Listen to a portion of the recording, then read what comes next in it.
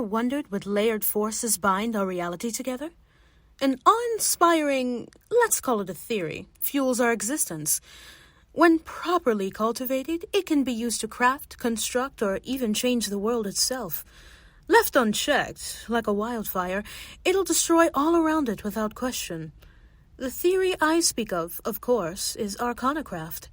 Sorcery for the uninitiated, magic for the uneducated. The concept of manipulating the truth. You convince the universe into believing whatever you're doing. You manipulate reality. We've protected this theory and molded the minds of those with the ability to wield it, our people. We stand here as your friends, family, and your peers. Our abilities are for the greater good without compromise. We do have a dream. One day, we'll be judged not by what we can do, but what we do with it. We stand here willing to fight for our identity, our skin, and our power. We are sorcerers, and we're here to stay. Episode 1. Concrete Roses. Paris, France. Thunder rolled across the night sky with force that'll quake the strongest man. Schala and Remilia Claymore, practically connected at the hips since they were both born, stood amid a grand castle that crumbled around them. It felt like if they stepped wrong and lively, they'd fall clear through the ground. Schala, bespectacled with long lavender hair that swept in the middle of her back and braided on her left side, brandished a rapier as white as paper in front of her face. "Oh, the prince has been kidnapped!" she said in French, her voice presenting a dramatic flair as she did her best to look heroic. Remilia, with hair of sapphire, combed into dreadlocks, drew a katana and flung it into the air. Without warning, she jumped and caught it, posing next to her sister. "Then we must save my husband," Remilia said dramatically. "For we are magic knights of Hathegal. Everything falls to us." The skies twisted and converted, coloring itself into a putrid, stomach-churning green. The twins stood firm underneath a moon that shone an ominous light down. Around the castle, the ground crumbled away, and angry waves of water thrashed at the structured walls. The twins, at the top of the castle, saw ash flitter up and surround them. The ash sparkled a thick ring of fire that encircled the girls. To add sight to scorched air and wind, a deep rumbling approached the twins. Thump, thump, thumping closer by the second with the cadence of a heartbeat. A reptilian face, the length of a boat's underside, lurched from the top of the castle, its long neck whipping it to and fro. It glared at the twins with sharp, emerald eyes. Schala exhaled. Remilia shivered and said, "Just follow my lead." "What about our plan?" "We need to be proactive. You plan on boring it into submission?" The dragon vomited fire at the two, who yelped in fear and dove left, quickly evading its attack. The dragon's harsh heat scorched the air around the twins. They coughed and gasped for breath. "We need to put it down before we are honey roasted." Schala snapped her fingers, and instantly a grimoire with worn leather appeared in front of her, levitating above her grasp. Remilia touched the stone behind her. A spear-length scepter as blue as her dreadlocks emerged from the rock, glowing with readied light. "After you," Remilia stated. Schala rose in an instant and gestured with her palm. A thick wall of white paper bonded together as the dragon unleashed a new volley of flame. The fire bowled into the paper, consuming most of it, but keeping the twins safe. The dragon burped up another fireball, and Shala's incanted paper whipped around the energy like a storm of white feathers, swallowing the fire. The dragon, seeing this, belched a plume of flame at the twins. Remilia spun out of the way, threw her katana past the dragon, and clenched her palms together. The sword morphed itself, contorting and converting until it became a large barn owl with wide wingspan. It swooped and dove towards the dragon, ramming its wide face into the beast's side like a cannonball. The dragon's eyes went wide in pain. Schala moved her arms quickly like a snake's strike, and her control of paper obliged, swirling around the dragon like an angry spear of wind. Remilia threw a couple of knives near the owl, and they converted into two owls, lesser in size, but larger than a human. In unison, the twins shouted, "Now!" as a bolt of lightning crackled across the sky. The two owls slammed into the dragon on each side as more lightning bounced off the wave of paper, redirecting him to the dragon's chest. The infernal beast howled in agony and thrashed about, but it craned its neck over the girls, rage burning in its eyes. "Thing doesn't know when to quit," Remilia cried, as she held her scepter, repositioning the owls to continue their assault. Shala's book hovered in front of her, the pages shining like a magic treasure. "We'd be done with this if you'd followed my plan." Remilia let loose a stream of fake tears and playfully rubbed her eyes. "I'm sorry, sis, but magic knights are a lot more stylish than that." "Not from what I've read." Shala rolled her eyes. The dragon made a grand leap at the twins, its shadow eclipsing them. Shala and Remilia flipped backwards onto a broken stone pillar as the dragon recovered, swept its tail, and knocked them down. Shala was first on her feet. She raised her hand, bent her middle and ring fingers inward, and incanted, "Laissez-les sol, terra!" The ground convulsed and cracked open, swallowing the dragon. Its infernal howl echoed off the castle's walls as it fell into infinite darkness, belching fire and futility. Remilia looked pleased at the spell's effect. "I wish that was a spell we could use in real life," Remilia commented. "It actually worked?" "It would have worked sooner if you weren't showing off," Shala snapped back. Remilia rolled her eyes. We beat it, right?" "Remy, we need to be in sync, especially with what Tontine taught us. Our lives might depend on it." Remilia stifled a laugh. "You've been reading way too much. When was the last time any of us fought anybody?" "I'd rather have it and not need it than need it and not have it," Shala retorted. Remilia patted her sister on the shoulder. "I think we'll be fine." "Yeah, you say that now." Shala snapped her fingers and her grimoire flipped open to a blank page while a fountain pen materialized in her grip. "And so," Shala spoke, her voice echoing like an epic fantasy film, "it came to pass that we, the Sisters of Claymore, did lay siege to the dread dragon Maling for a moment to rescue the dear love of fair warrior Remilia. It did seem that the dragon's power was greater than their enchantments could defeat. Batting nary an eyelash as the foul beast struck." The sound of clapping interrupted Shala, and the twins looked around for the source. A dark-skinned woman with short hair like strawberry bled into view like a watercolor painting behind the twins. The twins whirled to see their aunt smiling. "Tontina!" they said together. Angelique, bearing the face of a 45-year-old with the body of a 20-year-old, approached and took their hands. The twins, who stood a full 8 inches over her, looked down at Angelique with anxious smiles. "My goodness, is this what you do when I let you train alone?" She spoke in French. "Angelique, you scared us," Shala said nervously. "We can't have privacy anywhere," Remilia lamented. Angelique looked around the setting, pleased, her smile never fading. "You've certainly come first since last month. The atelier spell to make full-blown fantasies? I honestly never thought of that." The twins looked at each other incredulously. "You sure about that?" Remilia asked. Angelique's brown cheeks blushed as she fought a girlish giggle. "Well, we won't talk about that, but there were some guys long ago." She snapped her fingers, and the atelier spell cracked like glass and shattered. A veil tore itself from top to bottom as reality bled back into view. The twins and Angelique stood in the middle of the girls' bedroom, which was large enough to be its own loft apartment.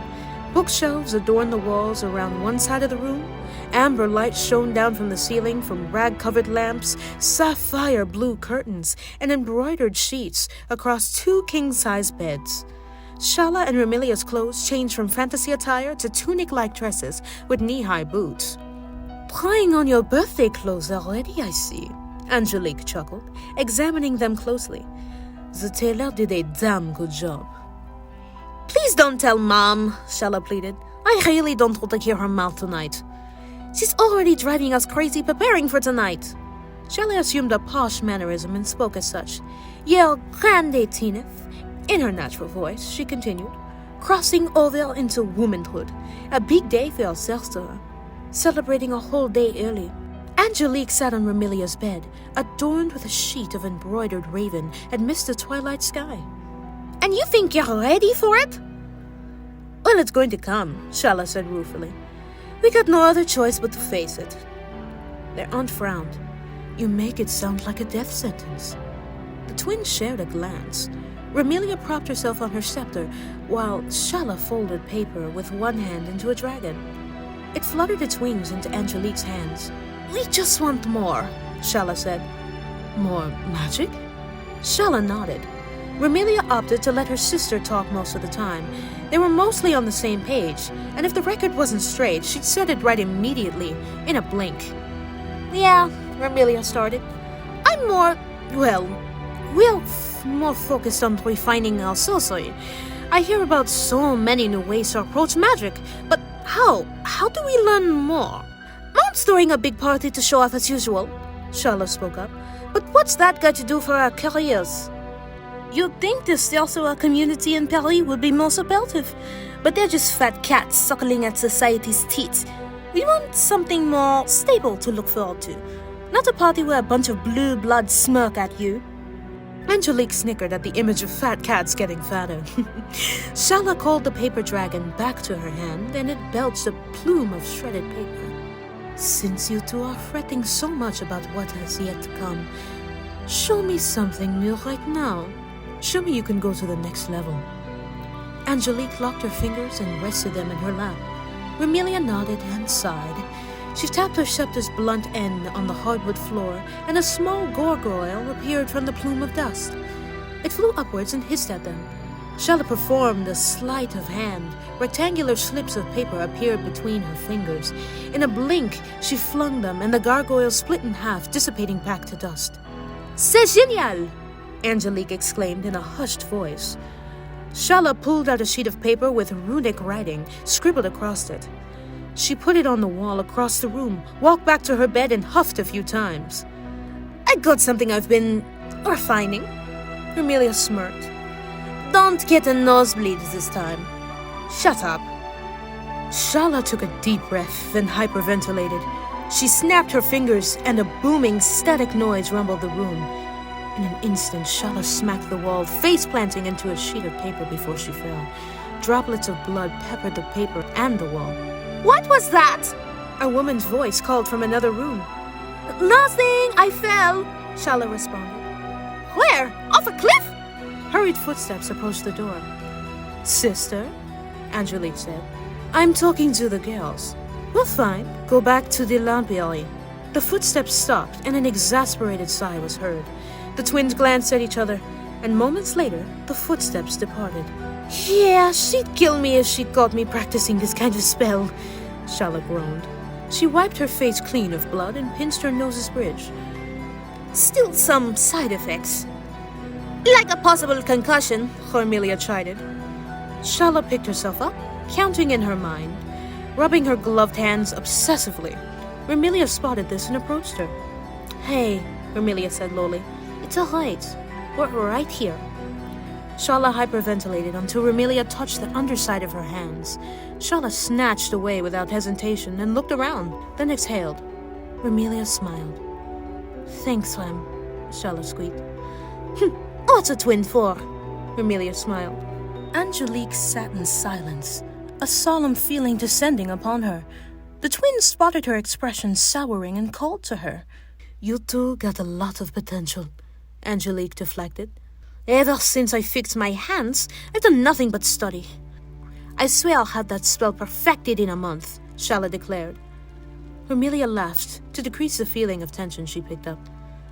And what about you? Schala said in playful derision. Tried riding your dragon again?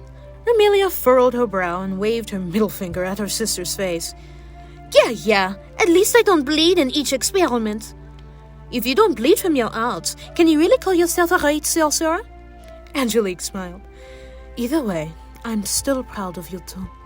She hugged both, almost squeezing the air from their lungs. I still can't believe you girls are going to be 18, Angelique continued. Feels like yesterday I was teaching you to harness Kimoyo. Now you got your foot in the door of the world. Schala snorted. After tomorrow, Mom and Dad's going to jump down our throats about the path we're supposed to take. And we don't even know what kind of career we want. At least, I don't know. What about the family business? Angelique suggested. We are never short in need for another demon exorcist. Schala and Remilia looked at each other with pursed lips and wary eyes. We'll consider it, Schala answered. Yep, sure, Remilia added. Schala wrestled herself free from Angelique's hug, followed by Remilia. The twins caught their breath and fixed their frazzled hairs. I mean, we'd need to go to actual school for mastery exams, Schala spoke up. Going to an actual school would be a nice change of pace. When you've been homeschooled, you get bored, Schala snorted. Yeah, extremely bored. No one new to meet, no experiences. Only other time we've really met someone in sorcery society is when we get our roses, Remilia said. Angelique looked at the twins' forearm. Shala's right and Remilia's left. Wrapped around their wrists and leading up their forearms were intricate thorn tattoos, and snaking up their biceps were roses. The right being lavender and the left sapphire. My two complete roses, Angelique endeared. I know a place where you can learn exactly what you need for a mastery exam. My alma mater. The twins sat on both sides of her, their faces glowing with intrigue. Well, don't stop now, Tontine, Remilia said. Schala added, What's it called? Proudly, Angelique answered, Scalefall Academy. Schala and Remilia beam like children with the toy they've wanted for weeks, or a boy with a new game system right at the beginning of its lifespan. The twins heard of Scalefall. Everyone in Sorcery Society had heard of Scalefall. If you really wanted to make your name known in the world of ARCANACRAFT, you'd graduate from Scalefall and finish the mastery exams. Any sorcerer worth their salt graduated with full mastery of ARCANACRAFT. And anybody who wants to take the path to greatness, the Academy won't steer them wrong. It's an institution that caters to talented witches and warlocks. Your mom, dad, and I went there when we were little. The twins share a glance, one of confusion, then of piqued curiosity. Tontine, you're over 150... Schala began, catching her mouth to shove the words back in. Remilia bumped her sister's shoulder and snickered. Not that you look a day over 40. We've been actually eyeing Skyfall for a while now. We got everything. Schala snapped her fingers and flitted through her grimoire, coming across notes on the Academy. The professors there are all big names in society. Professor Elaine Boone, most of all, Remilia commented, swooning over the name. She fancies him, Schala teased. Old Elaine Boone. He was one of our schoolmates. Head harder than concrete. If he's a professor there, then he's come a long way after all these years. It's inclusive for all walks of life, and not a single moment of her learning will be wasted there. Angelique held her nieces close as Schala jolted with passion. A thought settled into Remilia like a dreary cloud, turning her demeanor dim. What's Mom and Dad gonna say? She spoke up through a small cough. Schala snapped back to reality. The mention of their parents' reaction was sobering, indeed. Their mother and father had been adamant on making sure they were homeschooled and limited their interactions with the Sorcery Society growing up. If it wasn't for Shala's condition, things might have been different. There isn't a day that passes that Schala isn't reminded of that. Every step around the Claymore mansion feels like it needed verification from a parent or family member. The day Angelique agreed to oversee their training felt like liberation. In a sense, it was, for their parents were strict teachers. Scalefall's a pipe dream. They don't want us going to America. I'm sorry for sounding so negative, but they'll just shoot it down with all their might, Remilia continued. This is our future. You don't want to be stuck here. Plodding along until Mom and Dad decides our fate, do you? Schala brushed the underside of her hands, her eyes quivering. Remilia locked eyes with her twin, knowing that Schala needed her validation or else she may never speak again like this. You're right, Shal. We are claymores, aren't we? We seize the day, Schala announced proudly. But, Mom and Dad, you know how they get. Angelique interjected. Let me talk to them first. You two just sit tight and relax your minds. It's your birthday tomorrow, so get excited. The twins gave a dejected woo-hoo for their aunt. I'm sorry, Tontine, but I'm not in an excitable mood right now, Remilia sighed. Give me time, Angelique said as she stood and walked to their door. I'll come back with good news. The door shut behind their aunt, leaving the twins in a short silence. Schala heard a loud ding from her cloak. She withdrew a cell phone and checked it, immediately clicking it off. Her eyes danced quickly. She pushed her phone back into her cloak. Remilia sensed her sister's distress. She stood and put her hand on Shala's shoulder, which made the latter jump. You good, Shala? I might have done something big, Schala said, turning to her. You must promise to go along with it. It'll change everything. Remilia could do nothing but stare. What could Schala have done that would make her anxious? It evaded Remilia's mind. Promise me, Rem, Schala said, grabbing her shoulders. Schala stretched a smile across her lips and winked.